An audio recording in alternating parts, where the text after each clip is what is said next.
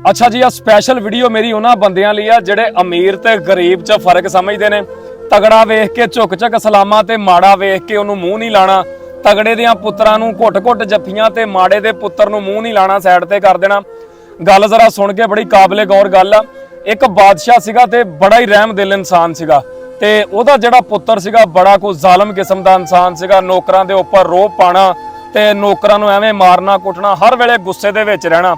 ਤੇ ਬਾਦਸ਼ਾਹ ਸਲਾਮਤ ਨੂੰ ਇਹ ਗੱਲ ਪਤਾ ਲੱਗੀ ਤੇ ਬਾਦਸ਼ਾਹ ਸਲਾਮਤ ਨੂੰ ਨਾ ਬੜਾ ਜ਼ਿਆਦਾ ਦੁੱਖ ਆਇਆ ਤੇ ਬਾਦਸ਼ਾਹ ਸਲਾਮਤ ਨੇ ਕਿਹਾ ਵੀ ਹੁਣ ਪੁੱਤਰ ਆਪਣੇ ਨੂੰ ਕਿੱਦਾਂ ਸਮਝਾਵਾਂ, ਮੈਂ ਐਡਾ ਚੰਗਾ ਵਾਂ ਤੇ ਇਹ ਕਿੱਥੇ ਚਲਾ ਗਿਆ। ਪਿਓ ਚੰਗਾ ਹੋਵੇ ਤੈਨੂੰ ਦੁੱਖ ਆਂਦਾ ਨਾ ਕਿ ਔਲਾਦ ਵੀ ਮੇਰੇ ਪੈਰਵੀ ਕਰੇ, ਮੇਰੇ ਰਸਤੇ ਤੇ ਚੱਲੇ। ਅਗਰ ਉਹ ਗਲਤ ਰਸਤੇ ਤੇ ਚੱਲੇ ਤੇ ਪਿਓ ਨੂੰ ਦੁੱਖ ਆਂਦਾ। ਜੇ ਪਿਓ ਜ਼ਾਲਮ ਹੋਵੇ ਤੇ ਔਲਾਦ ਵੀ ਜ਼ਾਲਮ ਨਿਕਲ ਆਵੇ ਤੇ ਕਿਹੜੀ ਗੱਲ ਆ। ਤੇ ਬਾਦਸ਼ਾਹ ਸਲਾਮਤ ਨੇ ਨਾ ਆਪਣੇ ਪੁੱਤਰ ਨੂੰ ਸੱਦਿਆ ਤੇ ਉਹਨੂੰ ਨਾ ਇਸ਼ਾਰਿਆਂ ਦੇ ਵਿੱਚ ਸਮਝਾਇਆ ਵੀ ਸਮਝ ਜਾ, ਚੰਗੀ ਗੱਲ ਨਹੀਂਗੀ।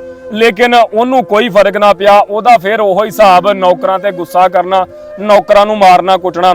ਰੱਬ ਦੀ ਕਰਨੀ ਕਿ ਉਹਦੇ ਘਰੇ ਨਾ ਰੱਬ ਨੇ ਇੱਕ ਪੁੱਤਰ ਪੈਦਾ ਕੀਤਾ ਜੀ, ਔਲਾਦ ਦਿੱਤੀ ਰੱਬ ਨੇ ਉਹਨੂੰ, ਇੱਕ ਪੁੱਤਰ ਦਿੱਤਾ।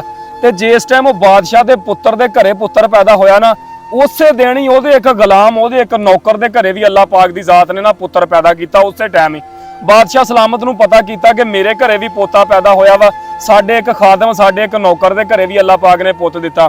ਉਹਨੇ ਉਹਦਾ ਪੁੱਤ ਵੀ ਤੇ ਆਪਣਾ ਪੋਤਾ ਵੀ ਚੱਕਿਆ ਤੇ ਲਿਆਣ ਕੇ ਨਾ ਬੈੱਡ ਦੇ ਉੱਪਰ ਦੋਵੇਂ ਲਟਾ ਦਿੱਤੇ। ਤੇ ਅੱਛਾ ਜੀ, ਉਹਦਾ ਪੁੱਤਰ ਬੜਾ ਖੁਸ਼ੀ ਆਇਆ ਕਿ ਅੱਲਾਹ ਪਾਕ ਨੇ ਮੈਨੂੰ ਪੁੱਤਰ ਦਿੱਤਾ। ਜਦੋਂ ਉਹਨੇ ਆਣ ਕੇ ਵੇਖਿਆ ਤੇ ਬੈੱਡ ਤੇ ਦੋ ਪੁੱਤਰ। ਉਹਨੇ ਕਿਹਾ ਵੀ ਕੀ ਮਾਮਲਾ। ਬਾਦਸ਼ਾਹ ਸਲਾਮਤ ਕਹਿਣ ਲੱਗਾ ਵੀ ਦੋਵਾਂ ਚੋਂ ਪਛਾਣ ਵੀ ਮੇਰਾ ਪੁੱਤਰ ਕੌਣ ਆ, ਦੋਵਾਂ ਚੋਂ ਪਛਾਣ ਵੀ ਤੇਰਾ ਪੁੱਤਰ ਕੌਣ ਆ। ਉਹਨੇ ਨਾ ਬੜੀ ਗੌਰ ਦੇ ਨਾਲ ਵੇਖੇ। ਉਹਨੇ ਕਿਹਾ ਜੀ ਮੈਨੂੰ ਤਾਂ ਨਹੀਂ ਪਤਾ ਲੱਗ ਰਿਹਾ। ਬਾਦਸ਼ਾਹ ਸਲਾਮਤ ਨੇ ਕਿਹਾ ਗੌਰ ਤੇ ਕਰ। ਉਹਨੇ ਕਿਹਾ ਵੀ ਬਾਬਾ ਜਾਨੀ ਮੈਨੂੰ ਤੇ ਕੋਈ ਫਰਕ ਨਹੀਂ ਮਹਿਸੂਸ ਹੋ ਰਿਹਾ। ਤੇ ਬਾਦਸ਼ਾਹ ਸਲਾਮਤ ਕਹਿਣ ਲੱਗੇ ਵੀ ਜਦੋਂ ਉੱਪਰ ਵਾਲੀ ਜ਼ਾਤ ਫਰਕ ਨਹੀਂ ਪਾ ਰਹੀ ਤੇ ਫਿਰ ਤੂੰ ਕਿਉਂ ਫਰਕ ਪਾ ਰਿਹਾ ਅਮੀਰ ਤੇ ਗਰੀਬ ਦੇ ਵਿੱਚ। ਜਾਂ ਤੇ ਮੈਨੂੰ ਦੱਸ ਵੀ ਕਿਤੇ ਠੱਪਾ ਲੱਗਾ ਵਾ ਵੀ ਆਹ ਬਾਦਸ਼ਾਹ ਦਾ ਪੁੱਤਰ ਆ ਤੇ ਆਹ ਕਿਸੇ ਨੌਕਰ ਦਾ ਪੁੱਤਰ ਆ, ਫਿਰ ਤੇ ਤੂੰ ਵੀ ਫਰਕ ਪਾ।